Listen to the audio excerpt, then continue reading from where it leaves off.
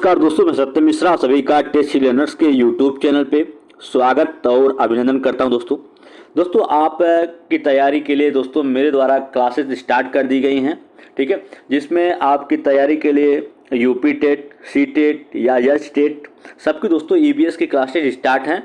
आगे जैसे जैसे बढ़ेगा दोस्तों वैसे आपके लिए यूपी टेट का हिंदी, सीडीपी ये सब भी तैयारी करवाई जाएगी। उसके अलावा सी टेट या यस टेट का हिंदी और सीडीपी, ठीक है। तो मैं आपको बता दूं कि दोस्तों सी टेट या यस टेट दोनों का सिलेबस लगभग क्या है, सेम ही है। तो इसलिए आप यस टेट या सी टेट दोनों की तैयारी एक साथ आप कर सकते हैं कंबाइंड रूप से। तो यहाँ पे दोस्तों आज यस टेट और सी टेट ईबीएस का प्रैक्टिस सेट नंबर 1 लेके आया हूँ।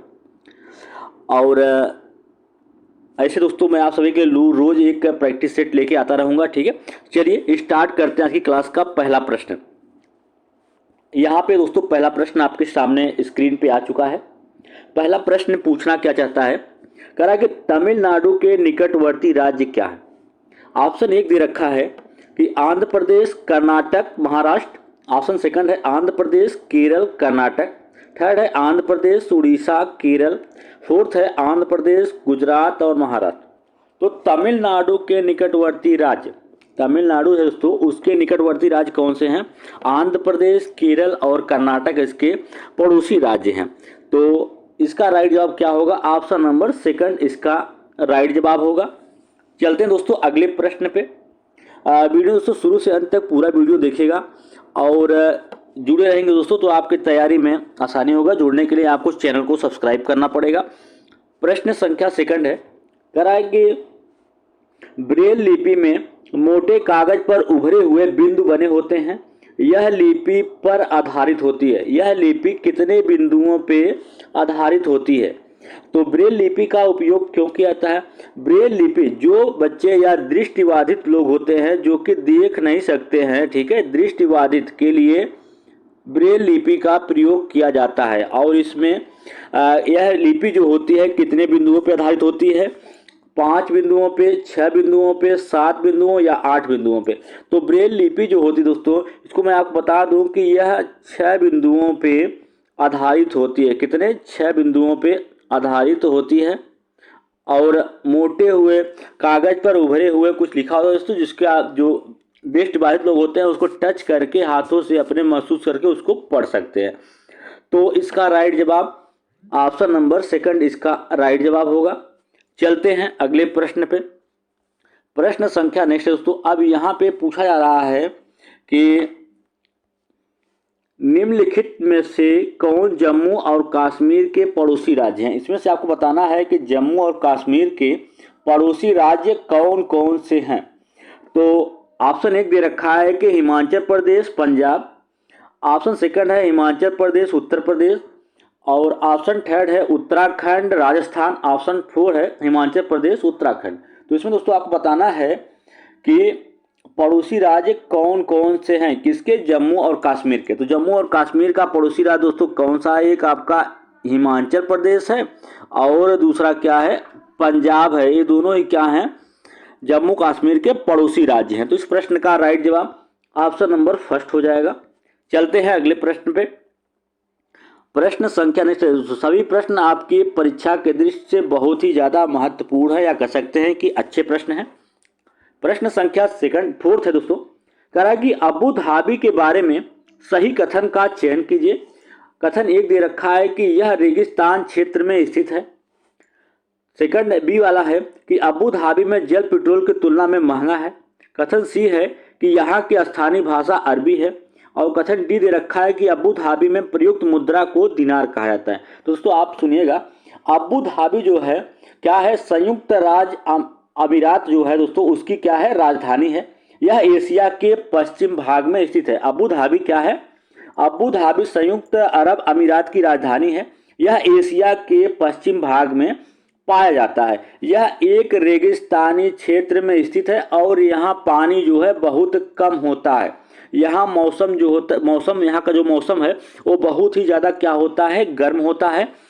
और यह रेगिस्तानी क्षेत्र है। कथन एक बिल्कुल सही है कि अबू धाबी क्या है, एक रेगिस्तानी क्षेत्र है। अबू धाबी में पानी कम पाया जाता है, इसलिए जो यहाँ पे पानी या जल होता है पेट्रोल की तुलना में क्या होता है, महंगा होता है। और यहाँ के दोस्तों आप समझिएगा कि अबू धाबी के लोग किस भाषा का प्रयोग करते हैं, अरबी भाषा बोलते हैं। यहाँ के स्थानीय भाषा जो है वो अरबी है।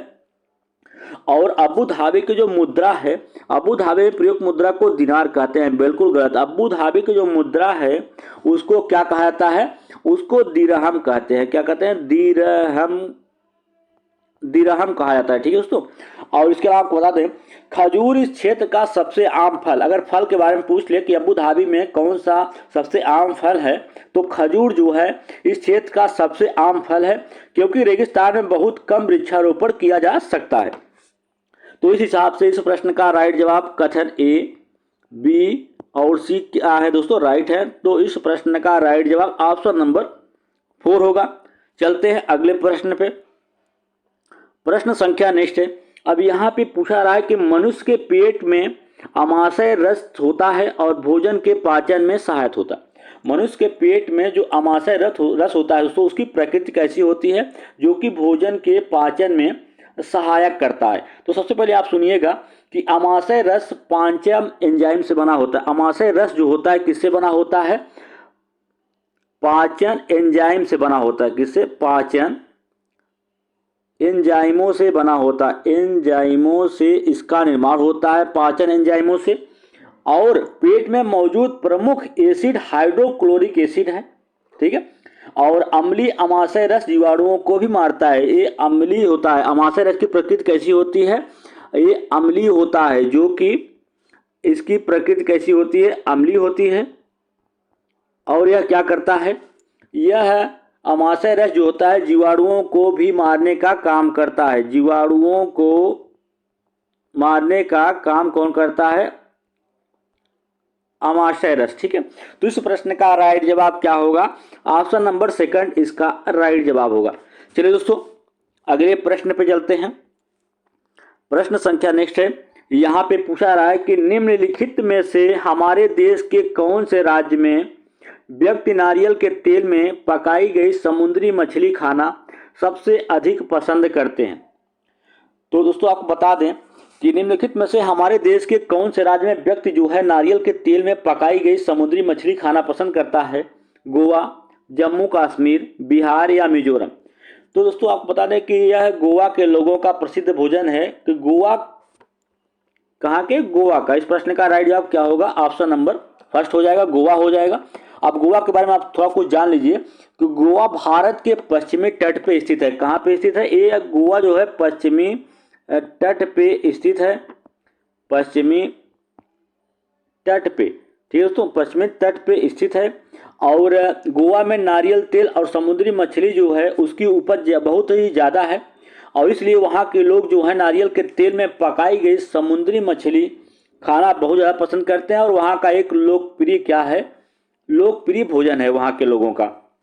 यही बात कर लेते हैं जम्मू कश्मीर का।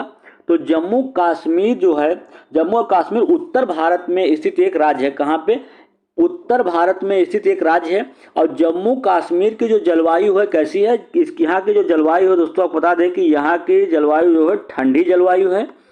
और सरसों के तेल में उपचारात्मक गुण होते हैं, और यह शरीर को क्या करता है, गर्म रखता है। यहाँ के लोग जो हैं सरसों के तेल में पकाई गई समुद्री मछली खाना पसंद करते हैं। जहाँ पे गोवा में नारियल के तेल में पकाई गई मछली खाना पसंद करते हैं, वहीं जम्मू कश्मीर में सरसों के तेल में पकाई गई समुद्री मछली खाना पसंद करते हैं। चलिए अगले प्रश्न पे। प्रश्न संख्या नेक्स्ट दोस्तों, यहाँ पे पूछा रहा है कि उस वैज्ञानिक का नाम बताना है जिसने पहली बार मच्छर के पेट में देखा और यह साबित किया कि मच्छर मलेरिया फैलाते हैं, और उन्हें उनके शोध के लिए दिसंबर 1902 में चिकित्सा में नोबेल पुरस्कार से सम्मानित किया गया था। Charles Darwin, Gregor Mendel, George मिस्टल, रोनाल्ड रॉस। दोस्तों आपको बता दें कि यहाँ पे इनके द्वारा एक खोज किया गया था कि मच्छर के द्वारा क्या होता है, मच्छर से ही मलेरिया रोग फैलता है, और इसके लिए इन्हें 1902 ईस्वी में चिकित्सा के क्षेत्र में नोबेल पुरस्कार से सम्मानित भी किया गया था। दोस्तों एक कहाँ के, इनका नाम क्या था, इनका नाम था रोनाल्ड रॉस। क्या था? Ronald Ross.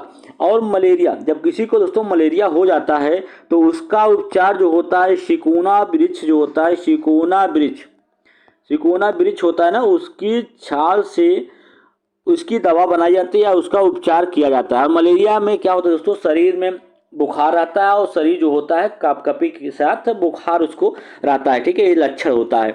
चलिए अगले प्रश्न पे, प्रश्न संख्या नेक्स्ट है।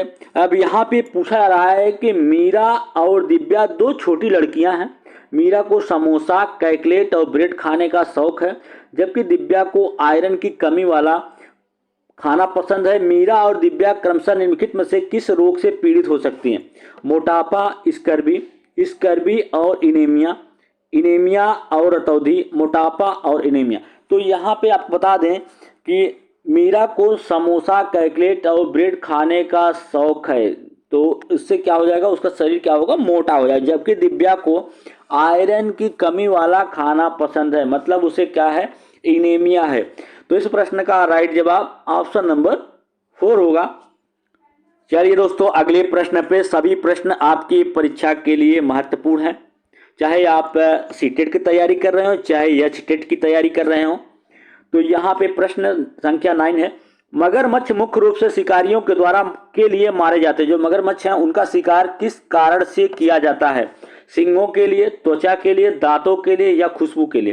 तो दोस्तों मगरमच्छ का मुख्य शिकार किसके लिए किया जाता है? त्वचा के लिए किया जाता है। उनके त्वचा से विभिन्न प्रकार के जूते या कह सकते हैं कि बैग इत्यादि का निर्माण होता है। तो इस प्रश्न का राइट जवाब ऑप्शन नंबर 2 हो जाएगा।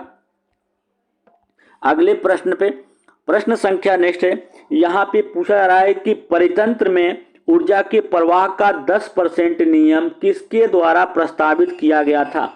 तो ऊर्जा का जो 10% का नियम है, एक खाद्य श्रृंखला में ऊर्जा जो है, ऊर्जा का प्रवाह 10% नियम का ही पालन करता है। कहने का मतलब है कि प्राथमिक से द्वितीयक में, द्वितीयक से तृतीयक या ठीक है या अंतिम छोर पे जाता है। तो दोस्तों परितंत्र में जो ऊर्जा का प्रवाह होता है वो स्पष्ट रूप से क्या होता है, एक दिशीय होता है। मतलब कि ऊर्जा का प्रवाह जो होता है हमेशा किसमें होता है, एक दिशा में चलता है। ठीक है, एक पोषी स्तर से दूसरे पोषी स्तर में ऊर्जा का स्थानांतरण केवल 10% ही होता है। और यह नियम जो है वो किसके द्वारा दिया गया था? लिंडमैन के द्वारा ये नियम दिया गया था। लिंडमैन, किसके द्वारा? लिंडमैन के द्वारा ये नियम दिया गया था। और सन क्या था दोस्तों, आप जान लीजिए, 1982 में यह नियम प्रस्तावित किया गया था। यह नियम इनके द्वारा दिया गया था। तो इस प्रश्न का राइट जवाब ऑप्शन नंबर 4 है। चलिए, सॉरी 4 नहीं दोस्तों, इसका 3 होगा। चलिए अगले प्रश्न पे, प्रश्न संख्या नेक्स्ट है।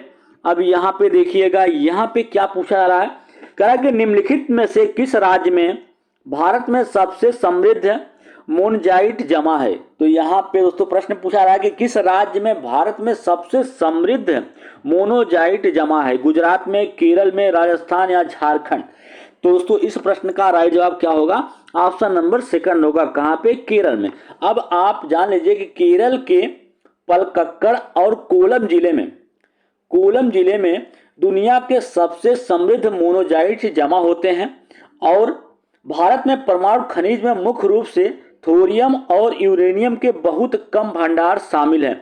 थोरियम मुख्य रूप से कहाँ पाया जाता है? थोरियम मुख्य रूप से केरल और तमिलनाडु के तट के साथ मोनोजाइट और इल्मेनाइट से प्राप्त होता है। ठीक है, तो अब दोस्तों आगे चलते हैं। अगला प्रश्न देखिएगा, अगला प्रश्न आपके सामने यहाँ पे स्क्रीन पे। अब इसमें क्या पूछा जा रहा है, करा है कि पृथ्वी के दोनों ध्रुवों को छूने वाली काल्पनिक रेखाएं क्या कहलाती हैं? पृथ्वी के दोनों ध्रुवों को छूने वाली काल्पनिक रेखाएं क्या कहलाती हैं? अक्षांश, देशांतर, समताप रेखाएं या समताप रेखाएं? तो पृथ्वी के दोनों ध्रुवों को छूने वाली काल्पनिक रेखाएं देशांतर रेखाएं कहलाती हैं। अब देशांतर रेखाएं होती क्या दोस्तों, आप जान लीजिए। देशांतर काल्पनिक रेखाओं द्वारा मापा जाता है जो पृथ्वी के चारों ओर चलती हैं। देशांतर को काल्पनिक रेखाओं के द्वारा मापा जाता है जो कि पृथ्वी के चारों ओर चलती हैं और उत्तर और दक्षिण ध्रुवों पे क्या करती हैं, जाके मिलती हैं। प्रत्येक मध्याह्न रेखा देशांतर की एक चापाकाल को मापती है। पृथ्वी के चारों ओर की जो दूरी है वो कितनी होती है, 360 डिग्री होती है। कितनी होती है, 360 डिग्री होती है। अगला प्रश्न, प्रश्न संख्या नेक्स्ट है। अब यहाँ पे पूछा जा रहा है कि क्षोभ मंडल के बारे में निम्नलिखित में से कौन सा कथन सत्य है। क्षोभ मंडल के बारे में कौन सा कथन सत्य है, तो जानिएगा दोस्तों। सबसे पहले क्षोभ मंडल के बारे में कि क्षोभ मंडल की औसत ऊंचाई क्या होती है, 13 किलोमीटर होती है। कितनी होती है, 13 किलोमीटर इसकी ऊंचाई होती है। क्षोभ मंडल पृथ्वी के वायुमंडल की जो सबसे निचली परत होती है वही क्या होती है, क्षोभ मंडल होती है। ठीक है, और क्षोभ मंडल का घनत्व तो इसकी विशिष्ट विशेषताओं में से एक है। और क्षोभ मंडल में लगभग सभी वायु का घर है। जो क्षोभ मंडल होता है लगभग सभी वायु का क्या होता है, घर होता है। साथ ही लगभग सभी जल वाष्प जो बादलों और बारिश का निर्माण करता है उसका क्या दोस्तों, एक घर है एक टाइप से। ठीक है, सभी चीज़ों का निर्माण इसी पे होता है। और इसकी मोटाई जो मौसमी रूप से भिन्न भिन्न होती है। ध्रुवों पर सबसे कम और भूमध्य रेखा पर सबसे अधिक होती है। अगर इसकी मोटाई की बात की जाए क्षोभ मंडल की, तो क्षोभ मंडल की जो मोटाई होती है वो ध्रुवों पर सबसे कम होती है और भूमध्य रेखा पर सबसे अधिक होती है। तो इस प्रश्न का राइट जवाब क्या है दोस्तों, कि इसकी औसतन ऊंचाई क्या होती है, 13 किलोमीटर इसकी औसत ऊंचाई होती है। और आपको बता दें कि मौसम संबंधी जो भी घटनाएं घटित होती हैं सब कहाँ पे होती हैं, इसी पे होती हैं। ठीक है, नाइट्रोजन और ऑक्सीजन के अतिरिक्त क्षोभ मंडल में कार्बन डाइऑक्साइड, जलवाष्प और लगभग सभी जलवाष्प क्षोभ मंडल में केंद्रित होते हैं और कई अन्य कण भी इसमें होते हैं। चलिए अगले प्रश्न पे, प्रश्न संख्या नेक्स्ट है। अब यहाँ पे पूछा रहा है कि निम्नलिखित में से नदियों में से कौन सी एक भ्रंश घाटी से होकर बहती है। तो इसमें से कौन सी एक नदी है जो कि भ्रंश घाटी से होकर बहती है, महानदी, कृष्णा नदी, तुंगभद्रा या तापी नदी। दोस्तों इसका जो राइट जवाब है वो ऑप्शन नंबर 4 है। तापी नदी जो है वो भ्रंश घाटी से होकर बहती है। और इसकी दोस्तों आपको बता दें कि कुल लंबाई, अगर कभी कोई पूछ लेता है कि तापी नदी की कुल लंबाई कितनी है, 724 किलोमीटर जो है इसकी कुल लंबाई है। ये सतपुड़ा रेंज में बैतूल जिले मध्य प्रदेश में उत्पन्न होती है। सतपुड़ा रेंज में जो बैतूल जिला है मध्य प्रदेश में उत्पन्न होती है और यह अरब सागर में मिल जाती है। और कहाँ पे मिलती है, यह अरब सागर में जाके मिलती है। तो कभी कभी पूछ लेता है कि तापी नदी जो है उसकी सहायक नदियां कौन सी हैं, तो आप जान लीजिए कि इसकी सहायक नदियां हैं पूड़ा, गिरना और पंझरा, बोरी और आनेर। ये सभी क्या दोस्तों इसकी सहायक नदियां हैं। चलिए अगले प्रश्न पे चलते हैं। प्रश्न संख्या नेक्स्ट है। अब यहाँ पे पूछा रहा है कि मधुमक्खी पालन के बारे में सही कथन का चयन कीजिए। मधुमक्खी पालन के बारे में कुछ कथन दिए गए हैं, इसमें से आपको सही कथन चूज करना है, कौन सा कथन सही है। तो कथन एक है कि जनवरी से मार्च मधुमक्खी पालन शुरू करने का सबसे अच्छा समय है। दोस्तों ये आपका कथन एक बिल्कुल गलत है, क्योंकि मधुमक्खी पालन का जो सबसे उपयुक्त समय माना जाता है वो अक्टूबर से लेकर दिसंबर मंथ माना जाता है। क्योंकि जो मधुमक्खियाँ होती हैं, जो रानी मधुमक्खी होती है, यही समय जो होता है उसके अंडा देने का समय होता है, इसलिए यह समय सबसे उपयुक्त माना जाता है। कथन सेकंड है कि मधुमक्खी लीची के फूलों से आकर्षित होती हैं, बिल्कुल सही। थर्ड है कि मधुमक्खियों को रखने और उसके द्वारा उत्पादित शहद को संग्रहित करने के लिए बक्से की आवश्यकता होती है, बिल्कुल सही। कथन 4 है कि मधुमक्खियों के लिए शरबत बनाने के लिए चीनी खरीदी जाती है, ये भी सही है। तो इस प्रश्न का राइट जवाब क्या होगा दोस्तों, कि कथन सेकंड, थर्ड और फोर्थ क्या है, राइट जवाब होगा इसका। तो इस प्रश्न का राइट जवाब ऑप्शन नंबर 3 हो जाएगा। चलिए अगले प्रश्न पे, प्रश्न संख्या नेक्स्ट है। कह रहा है कि निम्नलिखित में से कौन सा परजीवी पौधा है। परजीवी पौधा, ऐसे पौधे जो अपने भोजन का निर्माण खुद नहीं कर पाते हैं वे क्या कहलाते हैं, परजीवी कहलाते हैं। तो और दोस्तों इसमें से जो इसका राइट जवाब होगा पीपल, अमरबेल, अंगूर या मनी प्लांट। तो अमर बेल जो होता है क्या होता है, एक परजीवी होता है, क्योंकि दोस्तों इसमें बता दें आपको क्लोरोफिल, क्लोरोफिल जो है ये नहीं पाया जाता। क्लोरोफिल के कारण ही पौधों का क्या होता है, रंग कैसा होता है, हरा होता है, ठीक है। और इसी की उपस्थिति में पौधे अपने भोजन का निर्माण भी करते हैं, ये अमर बेल में यही नहीं पाया जाता, इस कारण से अपने भोजन का निर्माण खुद नहीं कर पाता है। चलिए अगले प्रश्न पे, अब प्रश्न संख्या नेक्स्ट है, यहाँ पे पूछा रहा है कि विटामिन ऐसे पदार्थ हैं, ऑप्शन एक है कि जो हमारे स्वस्थ बनाने के लिए दवाओं के रूप में आवश्यक हैं। सेकंड है कि जो हमें मजबूत रखने के लिए मांसपेशियों का निर्माण करते हैं। थर्ड है कि कमी से होने वाले रोगों को रोकने के लिए कम मात्रा में आवश्यक होते हैं। फोर्थ है कि जो हमारे चयापचय दर को बढ़ाते हैं जिससे वजन कम होता है। तो विटामिन ऐसे पदार्थ होते हैं जो हमें कम मात्रा में आवश्यकता होती है, जो रोगों को रोकने के लिए कम मात्रा में आवश्यक होते हैं। तो विटामिन दोस्तों आपको बता दें, कुछ विटामिन हैं आपके, उनके नाम सुनिएगा, ए, बी, सी, डी, ई और के, ये सभी क्या हैं, विटामिन हैं। इसमें से कुछ विटामिन ऐसे होते हैं जो कि जल में घुलनशील होते हैं और कुछ विटामिन ऐसे होते हैं जो कि वसा में घुलनशील होते हैं। तो विटामिन बी और सी जो होता है क्या होता है, जल में घुलनशील होता है। इसके अलावा जो बच जाते हैं सभी क्या हैं, वसा में घुलनशील हैं। और विटामिन ए की कमी से दोस्तों रतौंधी रोग होता है, विटामिन बी की कमी से बेरी और सी की कमी से स्कर्वी रोग होता है। चलिए अगले प्रश्न पे, प्रश्न संख्या नेक्स्ट है। अब यहाँ पे पूछा रहा है कि रक्त समूह ओ वाले पुरुष का विवाह रक्त समूह ए वाली महिला से होता है, तो उनके पहले बच्चे का रक्त समूह ओ होने की कितने % संभावना है।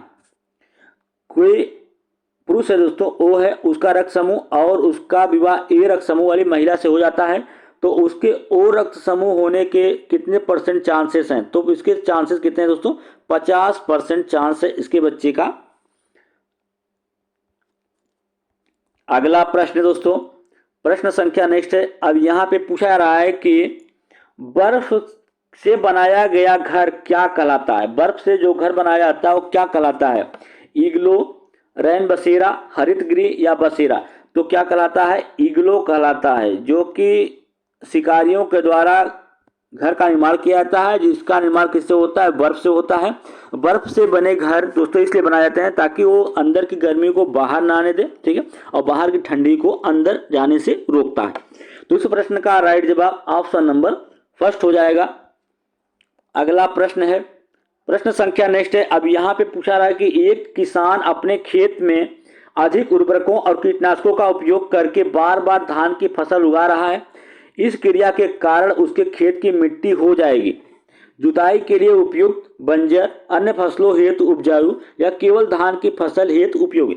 तो एक किसान जो है अपने खेत में अधिक उर्वरक और कीटनाशकों का प्रयोग करके बार बार, कोई क्षेत्र है उसके पास और इसमें क्या करता है, बार बार कीटनाशकों और दवाओं का उपयोग करके एक ही फसल को बार बार उगाता है, तो एक समय ऐसे आएगा दोस्तों कि इसकी भूमि कैसी हो जाएगी, बंजर हो जाएगी, या कह सकते हैं कि अनुपजाऊ हो जाएगी। इसमें किसी प्रकार की कृषि नहीं किया जा सकता है, या मतलब करना असंभव हो जाएगा। तो इस प्रश्न का राइट जवाब।